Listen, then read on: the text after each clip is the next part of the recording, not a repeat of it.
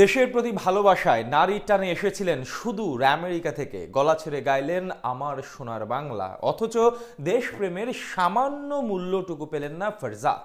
বাংলাদেশ বস গোলাম রাব্বানী ছোটন তাকে 1 মিনিটের জন্য মাঠে নামালেন না। তবু ফাইনাল হারের পর হৃদয় নিংড়ে দেয়া কান্না কাঁদলেন, যেন পুরো বাংলাদেশকে কাঁদালেন এই প্রবাসী ফুটবলার। কিন্তু কেন তাকে মাঠে নামালেন না বাংলাদেশের বস? প্রবাসী দেখে কি এমন অবহেলা করা ফারজাদের সঙ্গে?